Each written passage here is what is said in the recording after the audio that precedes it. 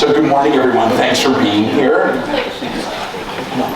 So I'm here along with the choir and our section leaders to discuss what we're doing next week. So next Sunday is our Requiem Sunday. We will be performing the Requiem by Camille Saint-Saëns next Sunday. And we have a chamber orchestra that will be here. So it's a very special event musically for us. And every year that we do something like this, the choir and I come to you and tell you a little bit about what the piece is about and something about the composer.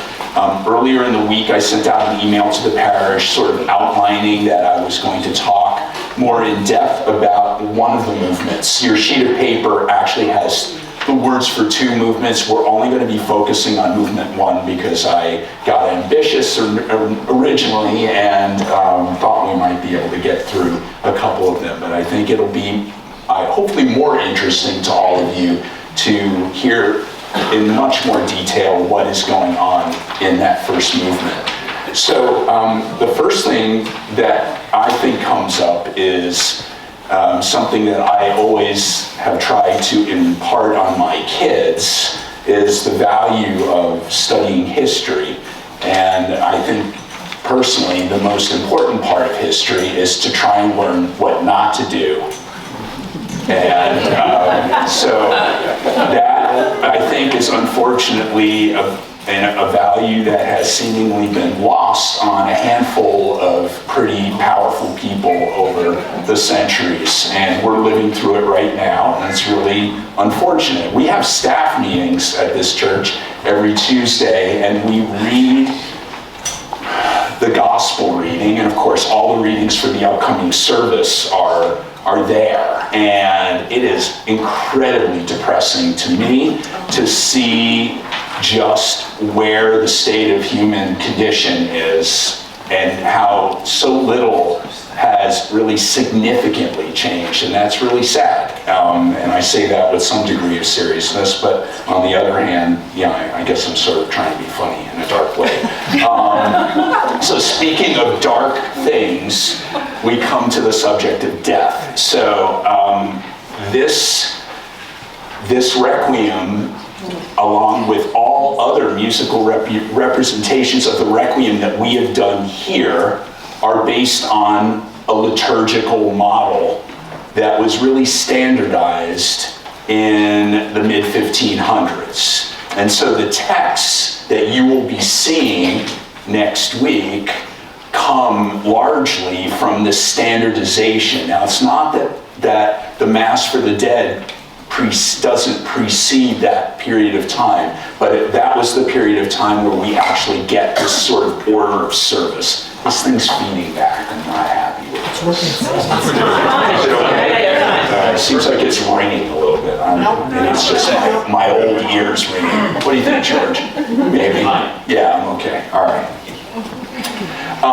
So, obviously, dying is probably one of the most terrible things that we grapple with as people when we lose someone that we love. And I would like to think that one of the reasons why this is revisited every single year in Christian churches is because of the profound impact that it has on everyone.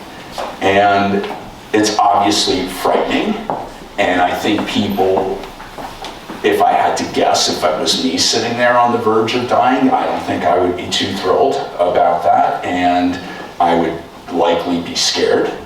And so I think this offers comfort not only to people perhaps that are approaching this, but also to those of us who are still here and feel very upset about the people that we're losing. So it clearly serves a function that way. And so if you're here and wondering why do we do this every year, there are a bunch of reasons, but I think at the bottom of all of this, for me personally, I think that's one of the great reasons, the two big reasons why we do something like that. So I'm going to ask, this is not a rhetorical question, I'm going to actually pull out a note on this. How many musical settings of a requiem do you think have been written since the Middle Ages, right straight through till now? Just raise your hand. Take a guess. Seriously, take a guess. How many requiems? 106. 106, okay. I'm gonna take one more. That's not specific enough at all. Anybody else? 1,000. Thousands. 1,000. Yeah, would you be surprised to know that according to requiem.com.org, 5,622 musical settings of now, mind you, they're not all like the one we're doing. It could be a requiem to your cat. No, I'm serious. People have written requiems for all sorts of reasons. And in our modern era, we have the Britain War Requiem. We have a requiem for 9/11. We have a lot of requiems that are not really, they're great musically, but we couldn't really do them here at church because they're outside of our liturgical box, so to speak. At St. Elizabeth's, we have done requiems dating back to the Mozart Requiem. I'm going to give them to you in chronological order. Luigi Cherubini came after that. We have Camille Saint-Saëns. Very shortly after his Requiem, Fauré wrote a Requiem. Maurice Duruflé. We move in, and we're already into the 20th century now. We've done contemporary requiems by Bob Chilcott, and by Mac Wilberg, and by John Rutter. So, and those are just a handful. We are not in a position to do the big ones because of the size of the choir. We would need the Brahms Requiem, Verdi Requiem, but we've tackled a whole bunch of these things, and they're all different, and yet there are some similarities. And we'll talk a little bit about some similarities of two other requiems, how they open compared to the one you're going to hear next week. A little bit about our friend Camille Saint-Saëns and about the Requiem itself. So this Requiem has a second movement, which in Latin is titled Dies Irae, the Day of Wrath. So it's very interesting to me that literally this is the Day of Judgment. This is basically, the accountability movement. And so clearly, going back to the original intent of these requiems, not only was there comfort afforded, but it didn't come without some responsibility, personal responsibility. If you messed up, maybe you weren't going to go through the way you hoped you would go through. And so clearly this one text is very disturbing, and we're not going to do it today, but you will hear it's the second movement. Interestingly, Saint-Saëns taught Fauré, and he was his college professor, and they became good friends, and he actually moved in with Fauré's family after his marriage went downhill. And Fauré decided, you know what, I'm not doing this movement. I don't want the hellfire damnation thing. And really, for the most part, we don't get a lot more of this after this Requiem. We have, they kind of skip over it, and so all of those contemporary Requiems that I mentioned to you, like Rutter and Chilcott and Wilberg, it's a much kinder, gentler world. It's a friendlier, it's a PG thing, yeah. So, just before we do a little bit of this music, I want to talk to you a little bit about our composer. He was born in 1835 and he died in 1921, so he's like right dead center in the Romantic period. And at the time that he began composing, he thought of himself as a modernist, okay? History has not treated him well this way at all. But he really was a huge fan of Chopin, of Schumann, of Liszt. So just getting dates there, he's born in 1835. Chopin and Schumann were born in 1810, pretty close. Liszt, 1811. And so the 19th century is really a period of time which many of you know is called the Romantic period, and some of the characteristics of that include a deep a deep commitment to expressing emotion. It's not that music prior to the Romantic period isn't emotional, it's just a little bit more controlled in general. It's not, I hate making blanket statements about things because it's really not a great thing to do. But this is something that was a big part of Saint-Saëns' exposure. We're all a byproduct of our times. It's impossible to sort of escape the music that we grow up with. So I'm glad AJ's here because he may find this somewhat amusing. This composer, Saint-Saëns, they figured out that he was very talented at an early age. He's 5 years old when they determined he had perfect pitch. He was studying. By the age of 10, he debuted with orchestra the B-flat major piano concerto by Mozart, Kerschel 450, and the third piano concerto of Beethoven. Now, he's already playing at 10. It means he had to learn these things already. I mean, it just drives me nuts when I see so many people on their devices and on their phones, and I don't know. But do you know I have any idea how much practicing is involved to learn something like this and to get that good?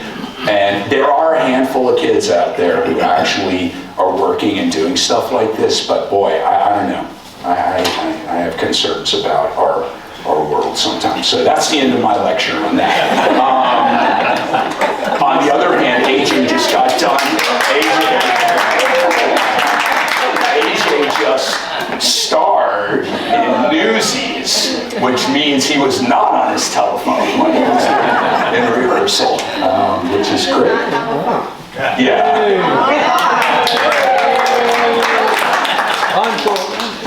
So some of you may be thinking, I still don't know who this guy is. So I want to try to target one piece that he wrote that you may know, The Carnival of the Animals. So for people who used to take their children to see the symphony and go, this is an orchestra, look at the instruments and everything. This is one of the two pieces that all these orchestras do for children. Peter and the Wolf, that feature characters, and each character has a theme, and then also has an instrument. And Saint-Saëns actually did this first. He did it before Prokofiev did it.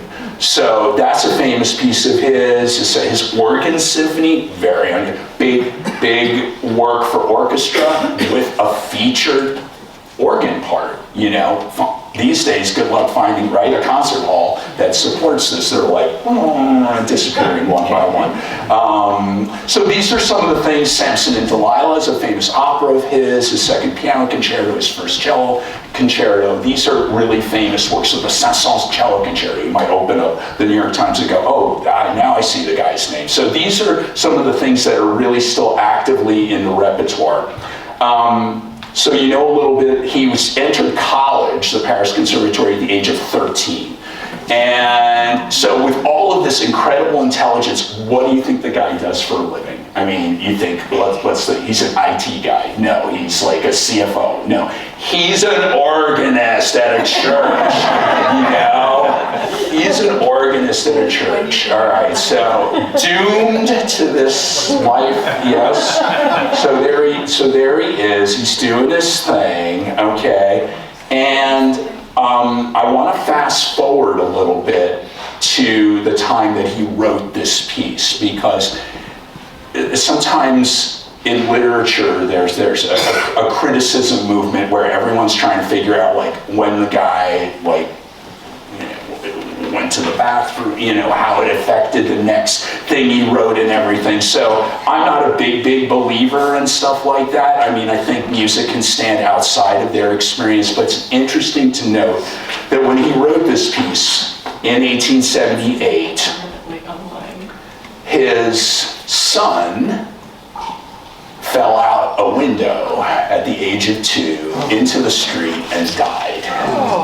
Okay, so, and then 6 months later, his 6-month-old child died of pneumonia. So he lost both of his sons. He and his wife lost both of their sons.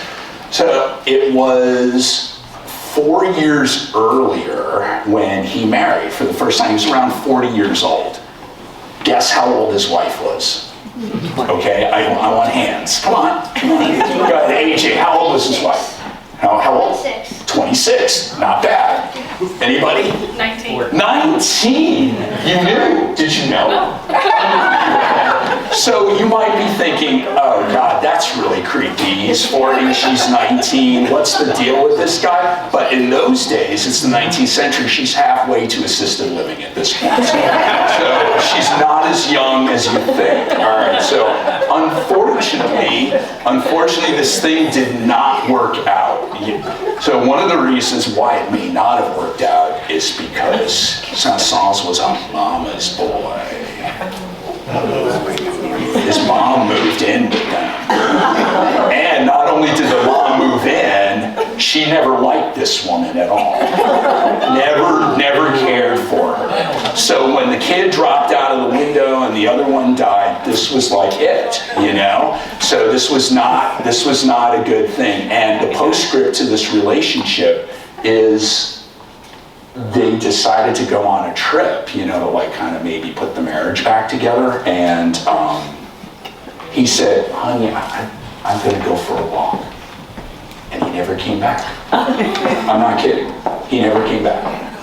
He just never came back. He never sent a note. He never divorced her. They never, nothing, like gone forever, 40 years more. He died, he's 86 years old. Can you believe this? So back to Dies Irae, the day of judgment.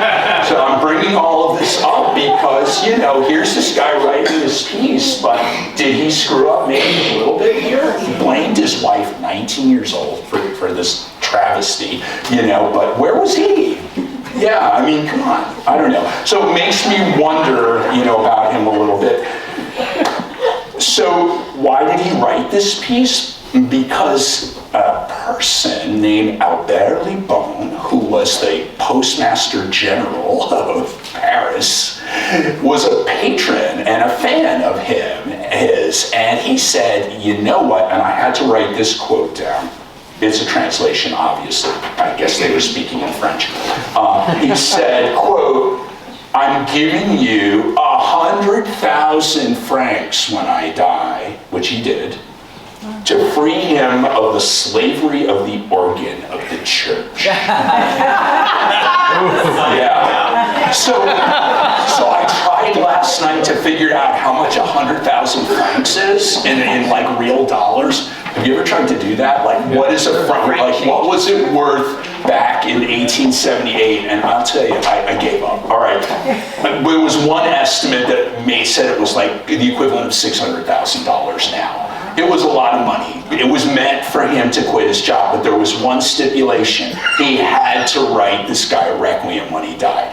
So he died, and it had to be within a year. And he kept his promise, and he wrote this piece. He worked really hard on it. It's 8 movements, about 40 minutes. All right, one more guess. This is audience participation. People in the back, please. Yeah, how many days did it take him to write a 40-minute piece for 4 soloists, soprano, alto, tenor, bass, 8 movements, and orchestra? What do you think? What would it take? If you had to get out of bed every day and do this, what would it be? 60 days. How many? 60? 8 days. That's all it took him to finish this for 100,000 francs. All right, the guy worked for the post office. I had to pull this out of the garbage. I got this thing. It says now hiring at the U.S. Post Office. Do you know what they're offering? $19.33 an hour to start here in 2023. And this guy drops 100,000 francs on him. You wonder why there are protests and strikes in Paris all the time. I don't know. All right, so we're going to do some music. Here we go. History. We're going to, my wonderful choir who puts up with me is going to sing the entire first movement, then we're going to go back and rip this sucker apart. That's what we're going to do.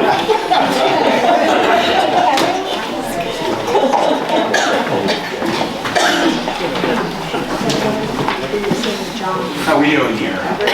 All right.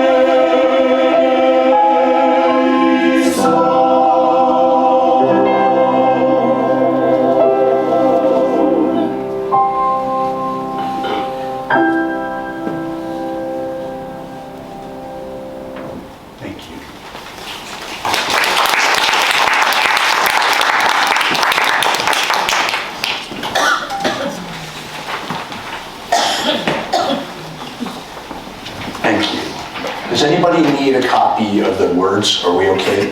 Anybody? I'm serious. I'm happy to bring it. Yeah. Yeah, you're welcome. I was late to class. You were late to class. Oh my goodness. Yeah. Sure. You got it. Okay. George? You're good. George has the words memorized.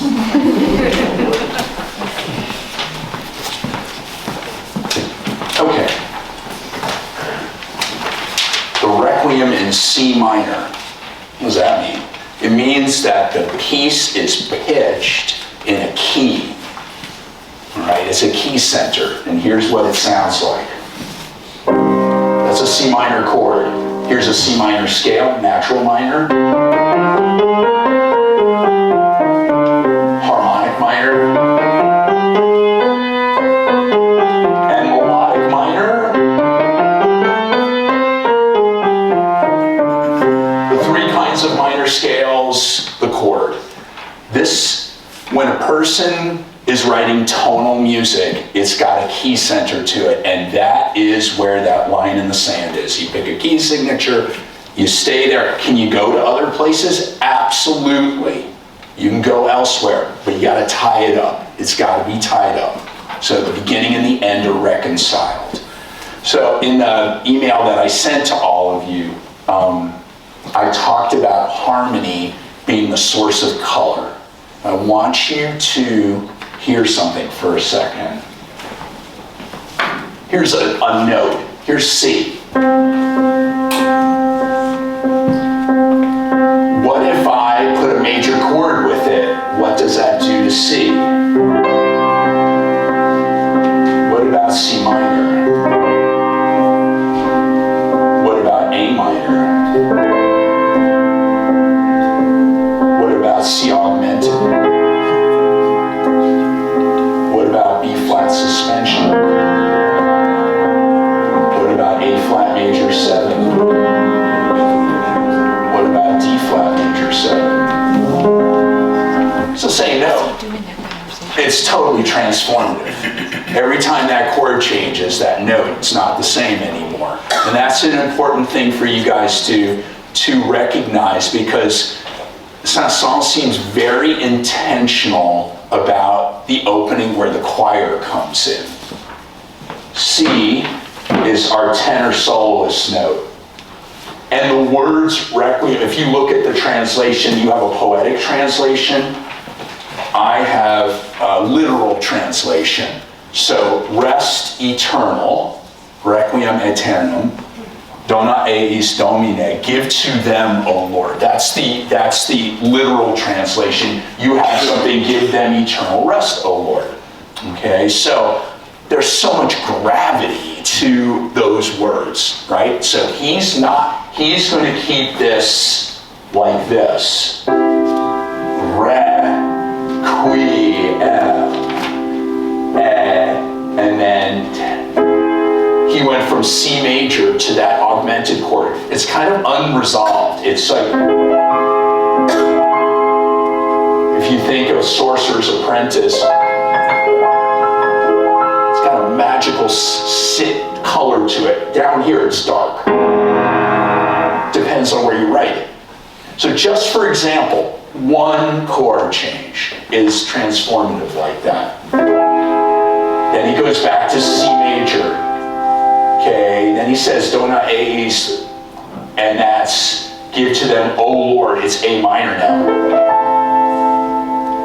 So it seems static, but it isn't. Okay, everything is all homophonic. All the parts are lined up perfectly, rhythmically together. But that little note change is like, oh, all the time. These are all little color changes. In the meantime, what's the orchestra doing? It's got this crazy syncopated thing going on under it. It's like, it's like, ba-da-dee-da-da-da-da-da-da. So on the one hand, he's staying very still with the choir, but the orchestra's active. I mean, that's not exactly a staid accompaniment. And I know I'm hate everything about time, but just give me 1 second. The opening of the Fauré Requiem, same words. No big dramatic. He just writes a single note. And here's the text, Requiem.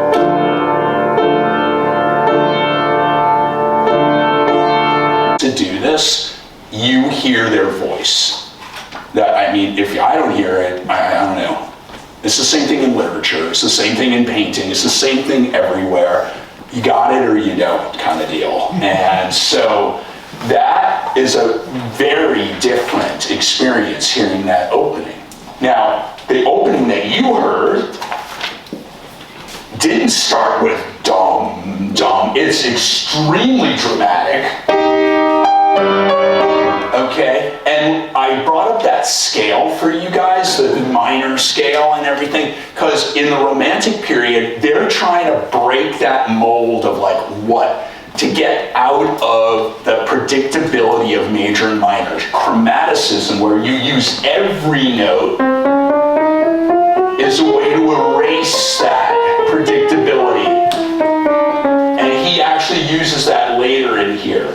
Okay, so we're going to move on from this part of the piece, and one of the things that I want you listening for when I have the choir do this again for you is how they pass the phrases back and forth.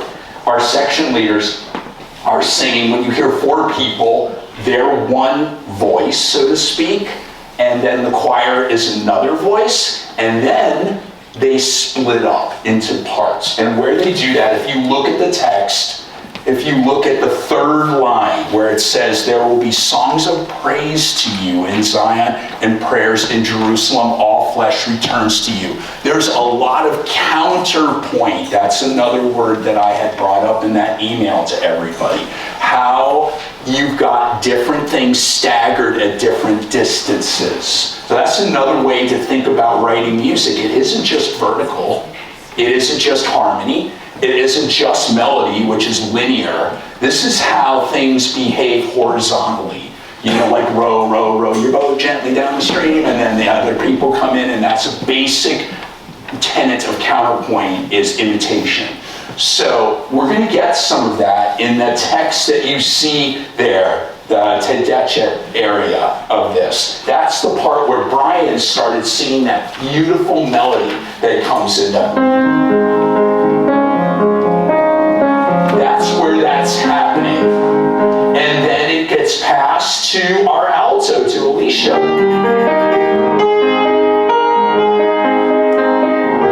Underneath that, look at the text at the bottom, Kyrie eleison, that's the choir.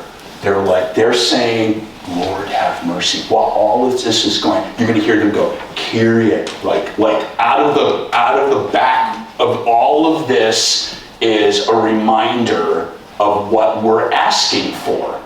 And so this keeps heating up. And one of the things that happens that composers can do is something called a stretto effect. That means stress. When the entrances are far apart, you feel less stress. When things start getting closer together, it builds excitement. I don't mean like awful stress, like, wow, I wish this piece were over. No, it's other kind of, like, it's supposed to be exciting. And so things are building, they get closer and closer, and then he pulls the trigger, and you're going to hear it. Everything comes together into one thing like that. All right, so structurally, that's kind of important, even though this movement is through composed and doesn't have, an A section and a B section necessarily, and return to A and all of that. It's pretty much a straight shot through. Somebody can argue with me later about that. But you'll notice that there's an apex, a real climax to this thing, and then the whole thing, the spacing of those entrances get further apart, until you're left with these final prayers. Lord have mercy, Christ have mercy. These things, he's very deliberately spacing that stuff apart so that you're left with what is hopefully a more profound impact. So I'm really could spend another hour talking to you about this, but let's do this one more time, and I want you to hear it again. and try and follow the text if you can. Obviously, we're singing this in Latin.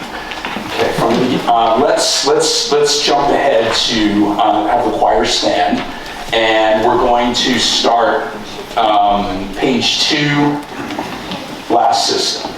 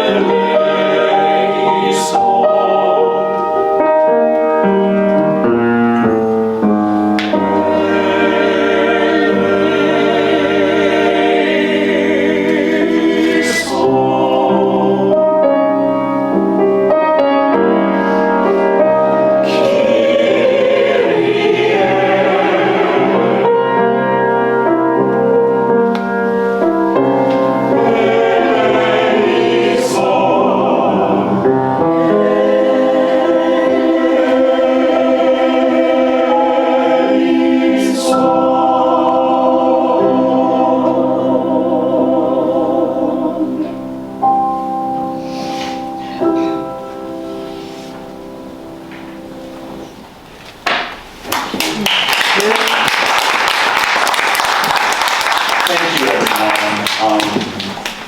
I wish we had more time together, but thank you for being here, and thank you for taking the time to be with us. I really appreciate it. Thank you. Thank you.